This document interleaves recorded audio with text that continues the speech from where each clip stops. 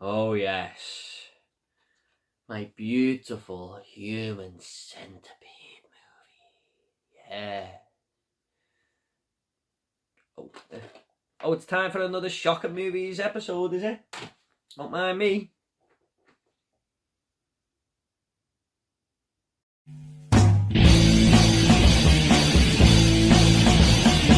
What is up, everyone? Movie Way, I'm back again with another episode of Shocking Movie Reviews, and today is going to be the 2009 film The Human Centipede, and this is directed by Tom Six and stars Dieter Laser, Ashley C. Williams, and Ashlyn Yenny. This tells the story of a demented ex-surgeon who has plans to turn his kidnapped victims into a human centipede. Now, when people bring up the most shocking movies they've ever seen or the most disturbing films of all time, a lot of them are actually poorly made or are on tight budgets. But The Human Centipede is definitely one of the more pleasing ones on the eye in terms of visuals. And this is also one of the more mainstream of these types of films as well. A lot of people I speak to about movies, if this crops up, they have heard of this film. This was even on Netflix at one point, this damn thing. And I actually put a Twitter poll out there to say, what movie should I review next in my most shocking movie reviews series? And the majority did vote for this. So here you go, you fucking sickos. Now, in the past, I had seen parts of this movie, but I don't think I've ever actually sat there and watched the whole thing through in one sitting from start to finish. So let's find out what I thought of The Human Centipede. First off, this is a very, very simple and typical horror concept. Two girls have a bit of car trouble and end up in the hands of a psychopath who agrees to help them. Now, we've seen this done various different ways in past horror movies a million times before, haven't we? The Texas Chainsaw Massacre, House of a Thousand Corpses, The Hills of Eyes. It's the easiest concept to do. And after the movie, I actually watched an interview with Tom Six, and he said he actually intended to do it this way because when the whole centipede part of the movie comes in, it will be more of a shock for the audience because they think they're just watching a very generic horror movie. Now, one of the biggest positives of The Human Centipede was Dieter Laser, who plays this mad doctor. Now, he makes you feel uneasy straight away, very, very uncomfortable. He's not your average human being, put it that way. The way he talks, in his tone, and he's got this very unique look about him as well. But it's all about the eyes with this guy. I mean, I'm not going to win a fucking staring contest with him. Let's put it that way. I mean, you can really feel the evil brewing inside him very early on in this movie, and I love the way he actually enhances his look later on in the film as well, with the dark sunglasses and the white trench coat. I mean, it's good to have your horror villains stand out, and this guy certainly did.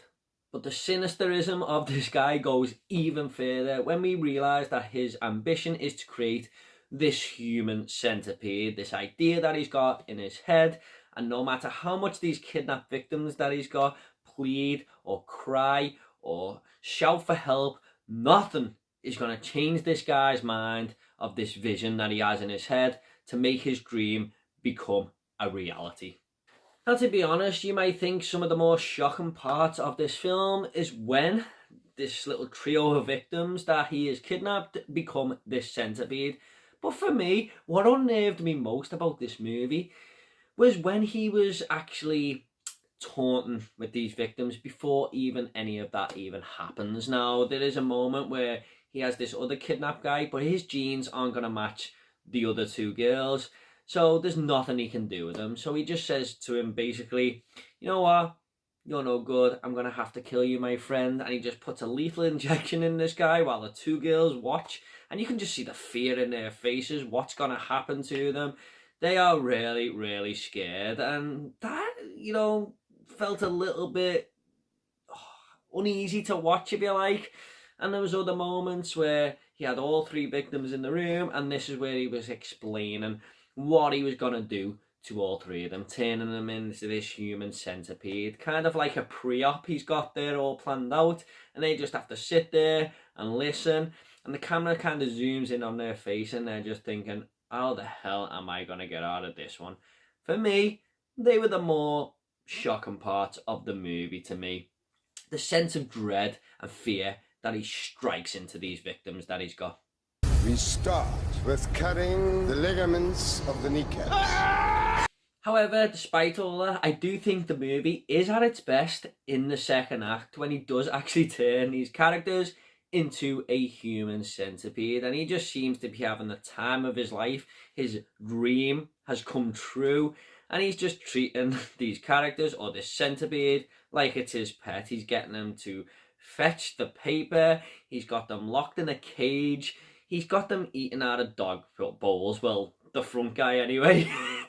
And it's just the ultimate act of humiliation and depravity for these characters, what they are going through here.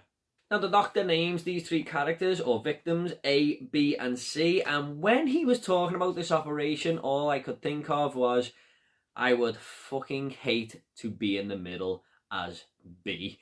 And he does actually get one of the girl victims to be this because she doesn't escape throughout the middle of the movie, and that is her punishment by being in the centre. And I just can't imagine how uncomfortable she felt there. She's got her jaw and mouth stitched to a guy's ass and her ass is stitched to her best friend's mouth.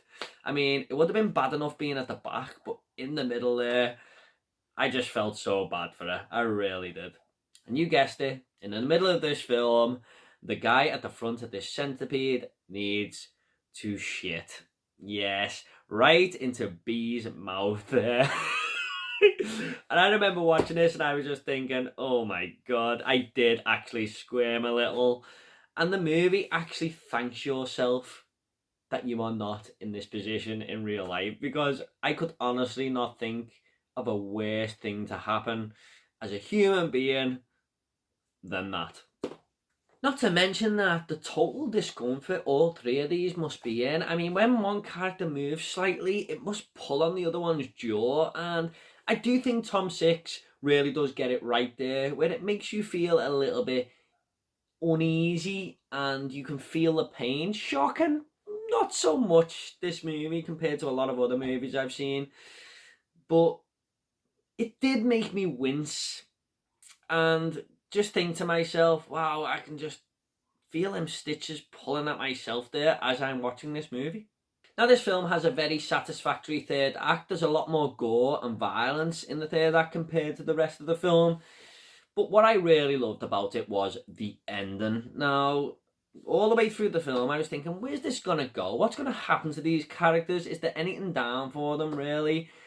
And how did they get out of this?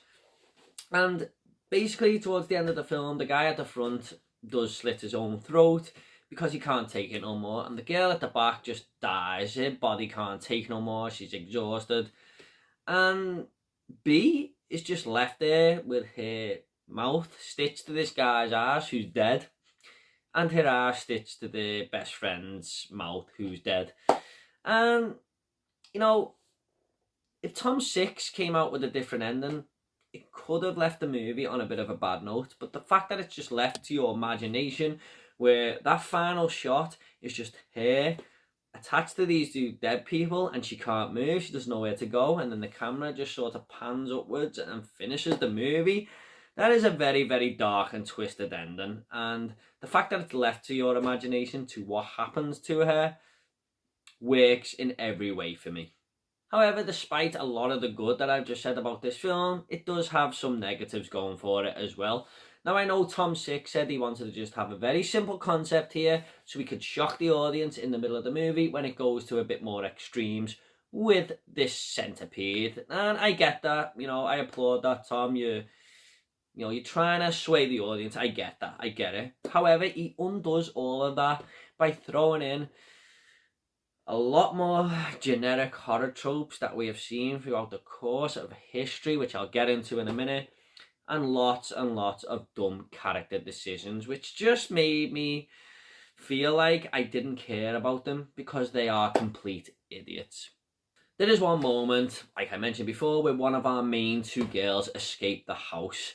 She gets up the stairs, she unties herself, and there's a smashed window. She's got away from this doctor, and all she has to do is go out the fucking window. and run to the woods, beyond the woods, and get some help. Get some help that can come back to this house and rescue her friend and the other victim and arrest the doctor. When she's got that chance, what does she do? She goes back down the fucking basement, gets her friend out of bed, and attempts to drag her up the stairs, which she eventually does. I couldn't believe that she'd done it. Then eventually tries to drag her out the window, and then her plan is to drag her through these woods. Now, bear in mind, before the movie started, they were going through them woods for an hour. Any human with common sense would just do the first thing that they should have done and go and get help.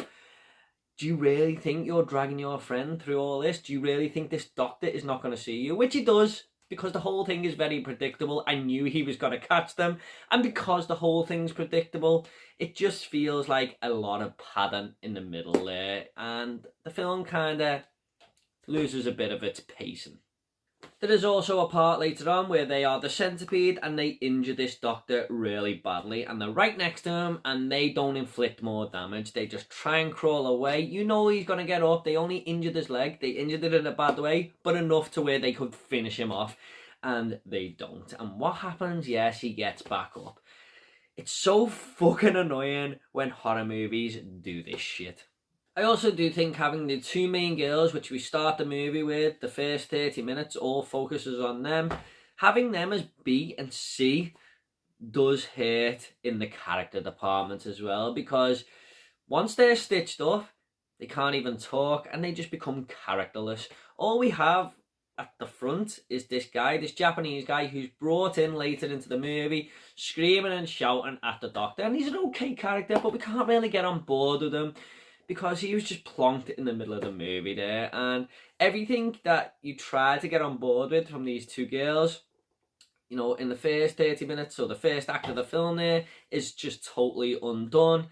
And the fact that they are also idiots, you know, because she didn't escape properly and stuff, it just makes you not care about them at all. Even this doctor character seems to go out of sync in the third act of the movie as well. We are led to believe throughout the film that he's this really smart character, and in ways he is. I mean, he made the fucking Human Centipede, of course. But when the police start knocking at the door, all that evil he had in his face just turns to complete panic, and he has no plan B. And he just becomes less creepy and a little bit of a schmuck, really. Also, just quickly, them two cops at the end of this film who knock on the door are so totally miscast. They look like the total opposite of what I think a cop would look like. Okay guys, I'm going to go ahead and rate this movie now. I'm going to give The Human Centipede a 6.5 out of 10. Definitely one of the better made of these shocking movies that I'll be doing in future. And the last one I done, Hate Crime, which is very, very low budget.